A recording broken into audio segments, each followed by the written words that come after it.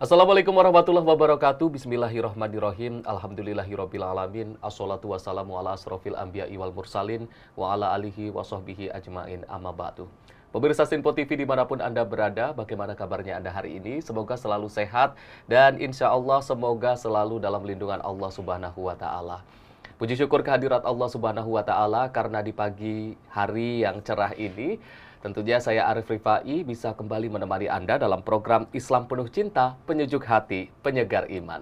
Salawat beserta salam semoga tetap tercurah limpahkan kepada junjungan kita Nabiyana wa Rasulana Muhammad Sallallahu Alaihi Wasallam yang kita nantikan syafaatnya kelak di yaumil kiamah. Amin, amin ya robbal alamin. Pemirsa Sinpo TV, hari ini kita akan membahas tema terkait dengan menebar cinta untuk semua. Dan tentunya untuk membahas tema kita pada hari ini, seperti biasa kita sudah ditemani oleh Pak Ustadz yang tentu saja sudah tidak asing lagi bagi pemirsa Sinpo TV, Bapak Ustadz Ahmad Haris Riswanto. Pak Ustadz, Assalamualaikum. Waalaikumsalam warahmatullahi wabarakatuh. Sehat Pak Ustadz? Alhamdulillah sehat. Baik, Mas Arif gimana? Alhamdulillah sehat dan juga semangat Pak Ustadz. Amin, harus tetap semangat. Harus tetap semangat. Pemirsa Sinpo TV, tema kita hari ini adalah menebar cinta untuk semua. Tentunya kita akan membahas secara lengkap bagaimana cara kita menebar cinta untuk semua hanya di Islam Penuh Cinta, Penyejuk Hati, Penyegar Iman. Pemirsa, menebar cinta untuk semua menjadi tema pada hari ini. Bagaimana cara kita ini menebarkan cinta kepada semua dan juga cara kita untuk menumbuhkan cinta dan juga berbagi cinta kepada semua orang, semua makhluk. Dan ini yang akan langsung dibahas dan juga dijelaskan oleh Bapak Ustadz Ahmad Haris Riswanto. Pak Ustadz, kami persilahkan. Baik. Assalamualaikum warahmatullahi wabarakatuh. Waalaikumsalam warahmatullahi wabarakatuh. Alhamdulillahilladzi arsala anbiya'a rahmatan lil alamin. Wassalatu wassalamu ala sayyidil mursalin wa ala alihi wa ashabihi ajma'in, amma ba'du. Saudaraku pemirsa Sinpo TV dimanapun berada, juga Mas Arif yang selalu dalam kebahagiaan dari Allah Subhanahu wa Ta'ala. Obrolan kita, perbincangan kita di pagi yang indah berbahagia ini adalah menebar cinta untuk semua. Untuk semua. Islam yang dibawa oleh Rasulullah punya misi. Salah satu misi adalah rahmatan lil alamin. Wa ma arsalnaka illa rahmatan lil alamin. Dan kami tidak mengutus engkau wahai asyrafal khalqi Muhammad sallallahu alaihi wasallam kecuali hanya untuk membawa misi perdamaian, membawa cinta kepada seluruh alam raya ini.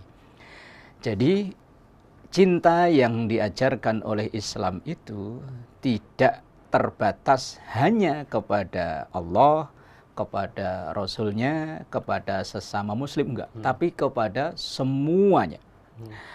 Banyak hadis Rasulullah Sallallahu Alaihi Wasallam yang menyampaikan tentang ajaran cinta kepada sesama semua, tidak terbatas hanya agama apa, tidak. Misalnya, ketika Rasulullah menyampaikan bahwa ukuran iman seseorang itu bisa dilihat dari kepribadian keseharian, bagaimana ia bergaul dengan tetangga dan tamu. Misalnya, man kana yu'minu billahi wal yaumil akhir falyukrim jarahu. Siapa yang beriman pada Allah, iman pada hari akhir, maka muliakan tetangganya. Memuliakan itu bahasa lain mencintai tetangga. Di situ tidak dispesifikasi bahwa yang Muslim, tidak. Semua. Bahkan ada hadis Rasulullah Sallallahu Alaihi Wasallam yang ini disebut sebagai ajaran toleransi yang sangat luar biasa. Beliau mengatakan begini, man adza dzimmiyan faqad adzani. Siapa yang menyakiti orang kafir dzimmi itu orang non-muslim, tapi yang bekerja sama dengan kita dengan baik, hidup bertetangga dengan baik, tidak ada konflik apa-apa, tidak pernah mengganggu dan lain sebagainya. Jadi orang-orang yang berbeda agama dengan kita, tapi hidup bersama-sama dengan kita, Rasulullah bilang begini, man adza dzimmiyan, siapa yang mengganggu orang dzimmi, yaitu orang kafir non-muslim yang hidup rukun dengan kita tadi itu, faqad adzani, maka orang itu sama seperti dengan mengganggu aku. Itu ajaran cinta Rasulullah yang luar biasa kepada non-muslim, kepada yang berbeda agama. Siapa yang mengganggu orang zimmi, maka sama saja dengan mengganggu aku. Ini ajaran cinta yang luar biasa ini.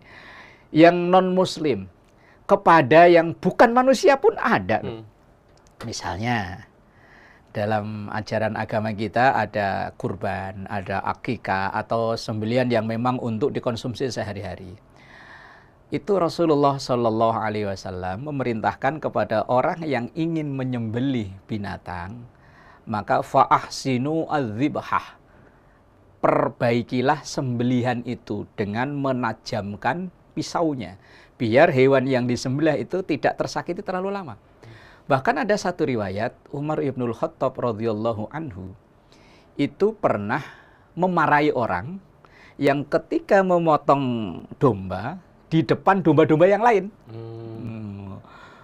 Itu kalau boleh kan perdombaan. Ini bentuk ajaran apa ya? Agar domba yang lain yang masih hidup itu tidak tersakiti dua kali dengan melihat temannya disembelih, maka ketika menyembelih pisahkan tempatnya. Terus ada riwayat lagi, sahabat Umar ibnul Khattab itu pernah membebaskan burung. Maka ini ada dicatat dalam kitab Mawa'idul Usfuriyah. Usfuriyah itu artinya burung emprit, ya burung-burung kecil-kecil itulah. Kalau kayak di gedung-gedung ya burung gereja atau apa itu namanya.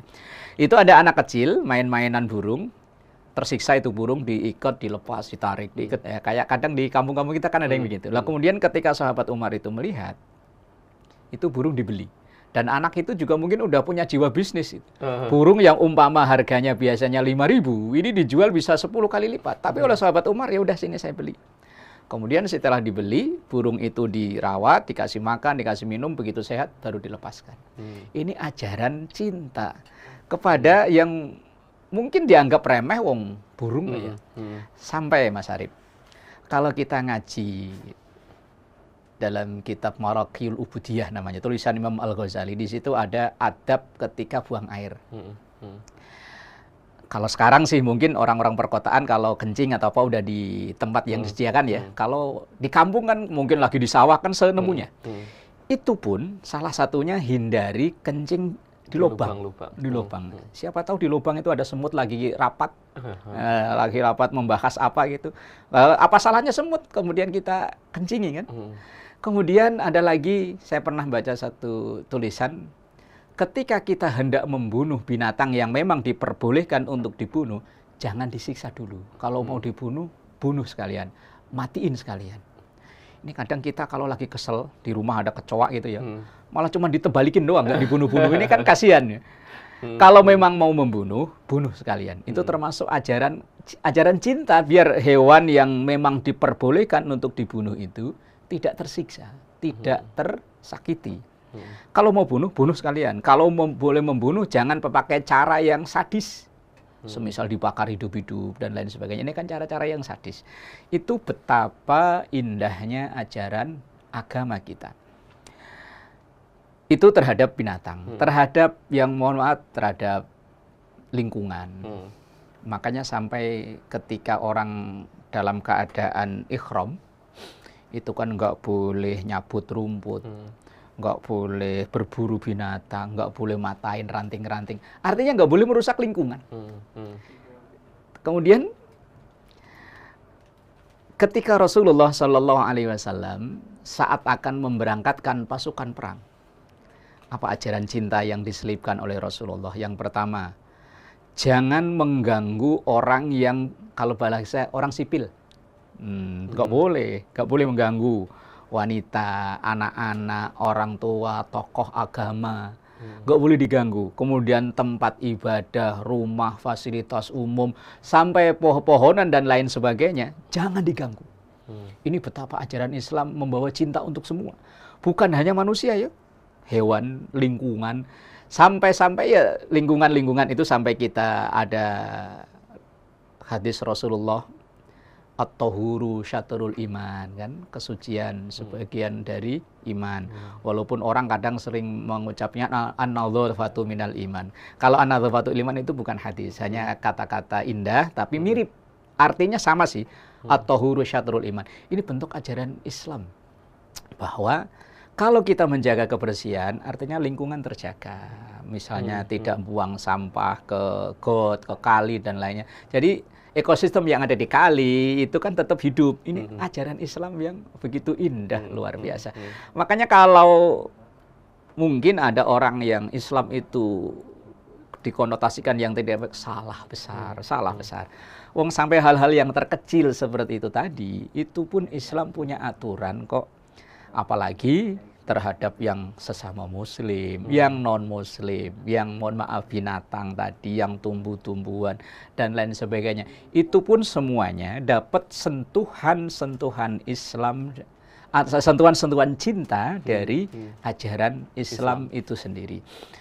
Dan kemudian banyak kisah yang bisa kita baca, ajaran cinta Islam ini terhadap segala sesuatu yang ada di sekitaran kita, baik manusia maupun lainnya. Nah, untuk itu, agar Islam ini di mata dunia tetap baik, ya kita sebagai muslim yang tunjukkanlah. Kalau kita berbuat sesuatu, standarkan dengan ajaran Islam, yang di situ ada nilai-nilai cinta, yang cinta itu bukan hanya untuk golongan tertentu, tidak, tapi untuk semuanya. Jangan sampai dikatakan yang negatif, konotasi yang negatif itu tadi. Wallahu a'lam bishawab. Masya Allah. Jadi benar ketika Islam itu dikatakan sebagai rahmatan lil alamin, karena memang Islam diturunkan bukan hanya untuk umat muslim saja, tapi juga untuk seluruh umat manusia dan juga seluruh alam semesta. Bahkan tadi bagaimana kita adab-adab dalam menyembelih hewan dan lain sebagainya. Baik Pak Ustadz, nanti kita akan lanjutkan lagi obrolan kita usai jeda pariwara. Pemirsa jangan kemana-mana, usai jeda kita akan kembali lagi. Tetaplah bersama kami di Islam Penuh Cinta, Penyejuk Hati, Penyegar Iman.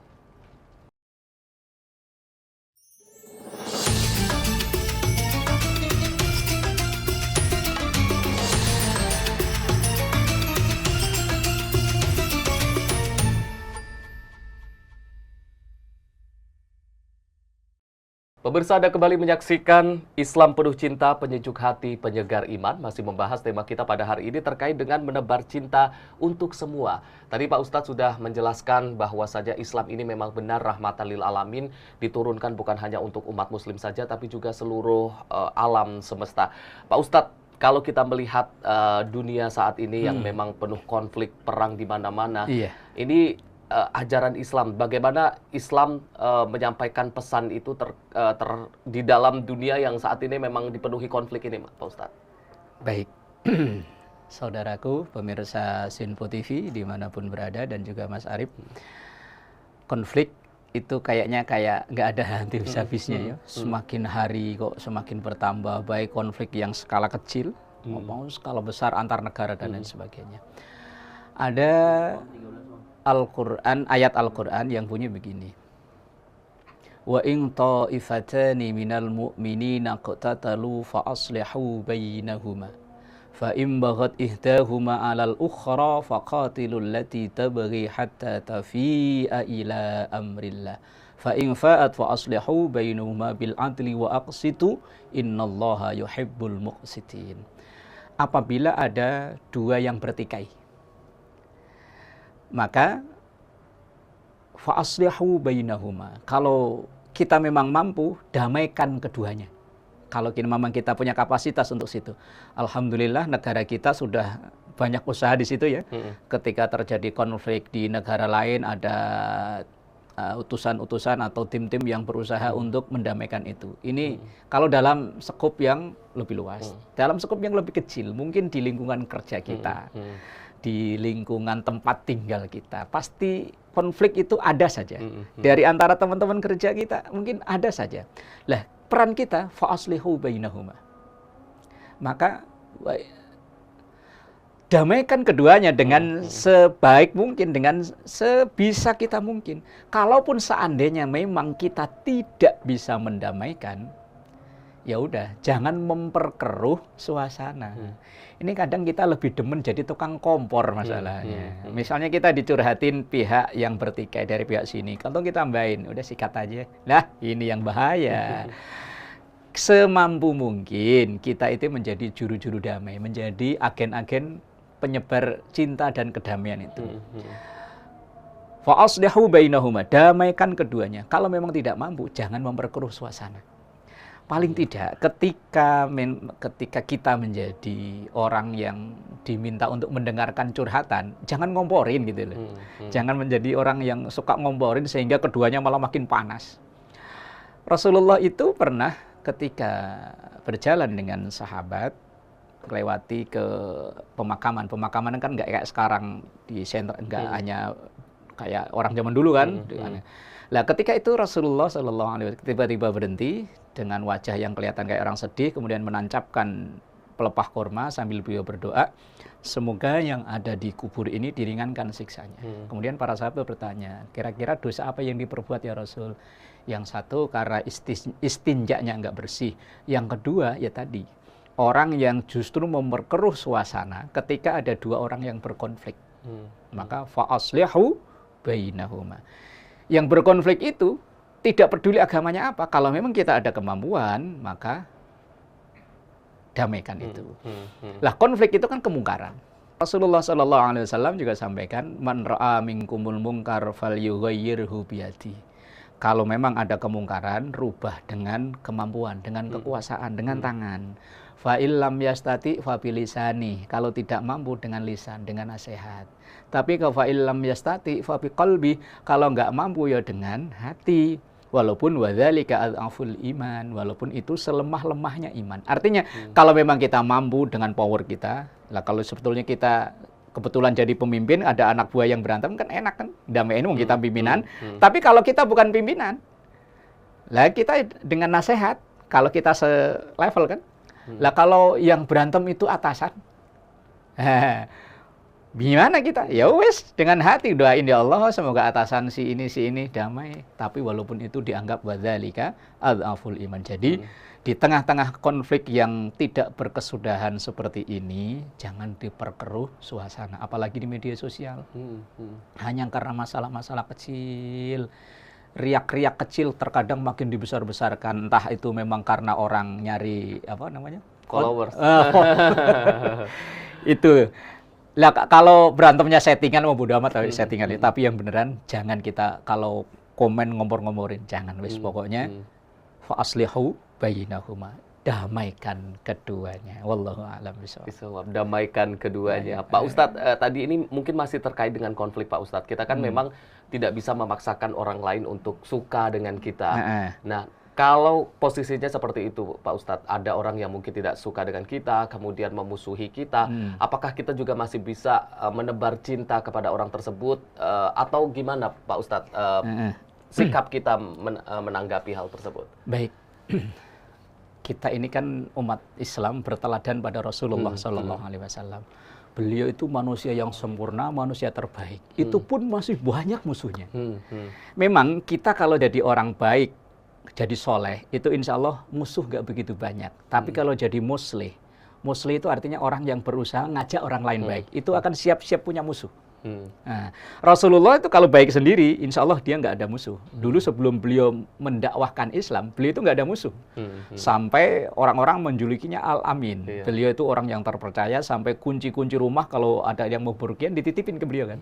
Tapi beliau ketika udah mulai mendakwahkan Islam, mengusik kepentingan orang, kita ngajak orang baik, sementara kebaikan yang kita ajak itu apalagi ngusik dapurnya orang, itu mulai akan timbul musuh.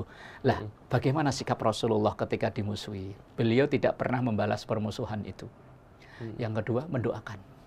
Tapi memang bukan perkara mudah ya. Enaknya kan kalau dimusuhi, balas musuhin lagi ya. Kalau dimaki, balas maki lagi, enaknya. Walaupun boleh loh, dalam Islam itu ketika ada orang yang melakukan kejahatan, kita boleh balas. Tapi nggak boleh berlebihan. Tapi memaafkan jauh lebih baik. Mungkin di episode sebelumnya pernah saya menyampaikan ketika Rasulullah hijrah ke Taif ya. Itu beliau kan bukan disambut, tapi disambit kan. Tapi ketika disambit itu, malaikat yang mengawal beliau menawarkan, Muhammad, bagaimana kalau orang-orang Taif itu saya lemparin batu dari gunung-gunung? Rasulullah, jangan. Mereka melakukan ini karena mereka nggak tahu. Kemudian ada doa yang begitu masyhur yang dibaca oleh Rasulullah, Allahumma hdi qaumi fa innahum la ya'lamun. Ya Allah, berikanlah petunjuk hidayah kepada kaumku yang nyambitin batu itu. Mereka berbuat seperti ini karena mereka nggak tahu. Lah misalnya sekarang Mas Arif mengalami hal sesuatu seperti itu. Ada orang yang nggak suka dengan Mas Arif, atau orang yang nggak suka itu biasanya orang berprestasi deh Mas. Orang yang nggak disukai loh. Orang yang dihasuti, orang yang diiriin itu biasanya malah orang yang punya prestasi. Bahkan saya pernah membaca satu tulisan, kalau nggak salah itu tulisan dari Syekh Mutawalli Sya'rawi. Beliau bilang begini, kalau ada seseorang yang hidupnya nggak ada yang hasut ke dia, itu berarti orang gagal. Semakin sukses orang itu, berarti semakin banyak orang yang hasut dengannya. Lah, terhadap orang yang hasut itu tadi, orang yang memusuhi itu ya tadi, jangan dibalas musuhi. Lah kalau kita memusuhi, balas musuhi, apa bedanya? Kita sama dengan kita kan. Yang kedua, doakan. Rasulullah yang beliau doakan, Allahumma hdi qaumi fa innahum la ya'lamun. Ya Allah, berikanlah hidayah kepada kaumku karena mereka berbuat seperti ini nggak tahu. Mas Arif misalnya, ya Allah berikan hidayah kepada si fulan itu. Dia membenci saya itu karena dia nggak tahu. Bisa jadi dia itu karena kemakan omongan orang. Karena banyak orang yang membenci orang lain hanya karena omongan orang. Padahal omongan itu ya belum tentu benar kan. Nah, ini sikap kita ya, kalau kita benar-benar Muslim, niru Rasulullah, cinta Rasulullah, ya kita ikuti apa yang dicontohkan oleh Rasulullah, termasuk tetap membawa pesan cinta kepada orang-orang yang memusuhi kita. Wallahu a'lam. Baik Pak Ustadz, tadi kan sebelumnya juga sempat dijelaskan bahwasannya menebar cinta ke semua ini diawali dari lingkungan yang paling dekat, yakni tetangga, mau tanpa melihat apapun itu agamanya. Kalau mempraktekkannya ini seperti apa Pak Ustadz dalam mungkin hal-hal kecil yang bisa kita lakukan dalam menebar cinta untuk tetangga ini Pak? Baik. Setiap hari mungkin kita keluar rumah ketemu tetangga, bertegur sapa. Kalau sesama Muslim ya Assalamualaikum. Kalau dia non Muslim ya mungkin selamat pagi atau mungkin sampurasun. Yang kedua, kalau memang kita ada rezeki berlebih, usahakan berlatih memberi hadiah. Walaupun mungkin dengan perkara-perkara yang tidak mahal lah, yang sederhana, tapi itu akan terus terkesan loh ketika ada orang yang kita kasih hadiah, walaupun mungkin tadi itu dengan nilai yang tidak seberapa. Dan yang ketiga, kalau terjadi konflik tadi itu, jangan ngompor-ngomporin. Kalau bisa mendamaikan dan terus bersabar, karena tidak semua, kalau tetangga itu kita tidak bisa milih. Kalau teman kita bisa milih, maka terhadap tetangga yang ada di sekitar kita ya harus sabar. Karena kadang karakternya beda-beda, agamanya beda-beda, ada yang cocok dengan kita, ada yang tidak cocok, maka sabar itu salah satu kuncinya. Wallahu a'lam bishawab. Masya Allah. Terima kasih Pak Ustadz atas penjelasannya ini tadi. Mudah-mudahan pemirsa Sinpo TV dan kita semua bisa menjadi muslim-muslim ataupun insan-insan yang bisa menebar cinta kepada semua, bukan hanya kepada umat muslim tapi juga ke seluruh umat manusia dan juga alam semesta ini. Terima kasih Pak Ustadz. Terima kasih juga pemirsa Sinpo TV yang sudah menyaksikan kami dari awal hingga akhir. Jangan lupa terus saksikan Islam Penuh Cinta setiap hari pukul 4:30 pagi hanya di Sinpo TV. Saya Arif Rifai mewakili seluruh kru yang bertugas. Mohon maaf apabila ada kesalahan. Billahi taufik wal hidayah. Wassalamualaikum warahmatullahi wabarakatuh. Astaghfirullahaladzim laqal ma'bud ya dzal jalali wal ikram. Bismillahirrahmanirrahim. Alhamdulillahirabbil alamin. Allahumma shalli ala sayyidina Muhammad wa ala sayyidina Muhammad. Rabbana zalamna anfusana wa illam taghfir lana wa tarhamna lanakunanna minal khasirin. Rabbana atina fid dunya hasanah wa fil akhirati hasanah wa qina adzabannar. Sallallahu ala sayyidina Muhammad wa ala alihi wa sahbihi wasallam. Walhamdulillahirabbil alamin. Wassalamualaikum warahmatullahi wabarakatuh. Waalaikumsalam warahmatullahi wabarakatuh.